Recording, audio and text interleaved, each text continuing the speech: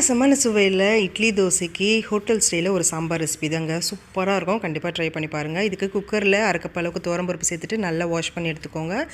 இப்போது 4-5 பல் பூண்டு சேர்த்துட்டு 1/2 ஸ்பூன் மஞ்சள்தூள் சேர்த்துட்டு 1/2 கப் அளவுக்கு தண்ணி சேர்த்து இது கூட ஒரு 1 ஸ்பூன் அளவுக்கு எண்ணெய் சேர்த்துட்டு மூடி வச்சுடுங்க. ஒரு 5 விசில் வரட்டும்.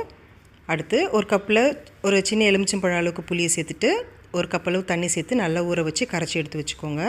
1 ஸ்பூன் அளவுக்கு கடலை மாவில் ஒரு 1/4 கப் அளவுக்கு தண்ணி சேர்த்து கட்டிகள் இல்லாமல் கரைச்சி இதையும் தனியாக எடுத்து வச்சுக்கோங்க. ஒரு 3 நல்ல பழுத்த தக்காளியை கட் பண்ணி தனியாக வச்சுக்கலாம். இப்போ கடாயில் 2 டீஸ்பூன் எண்ணெய் சேர்த்துட்டு எண்ணெய் காஞ்சதும் கொஞ்சமாக வெந்தயம், 1/2 ஸ்பூன் சீரகம், 4-5 வரமிளகா, 1 ஸ்பூன் அளவுக்கு மல்லி விதை சேர்த்துட்டு 1/2 ஸ்பூன் பெருங்காயம் சேர்த்து ஒரு 2 நிமிஷத்துக்கு மிதமான தேயிலை வறுத்து எடுத்துக்கோங்க. இது கூட கொஞ்சம் கருவேப்பிலையும் சேர்த்துட்டு நல்லா கலந்து எடுத்துக்கலாம்.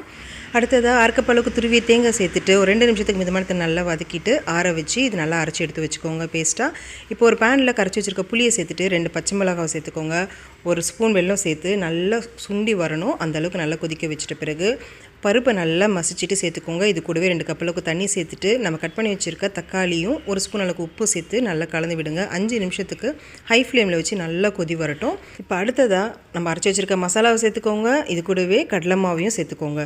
சேர்த்துட்டு கலந்து விட்டு ஒரு 2 நிமிஷத்துக்கு மட்டும் இது கொதி வந்துச்சுனாலே போதுங்க. பொடியாக நறுக்கின கொத்தமல்லி தூவிட்டு கலந்து விட்டு இறக்குனீங்கன்னா அவ்வளோ ருசியான ஒரு ஹோட்டல் ஸ்டைல் சாம்பார் ரெடி. பிடிச்சிருந்துச்சுன்னா லைக் பண்ணுங்கள். தேங்க்யூ.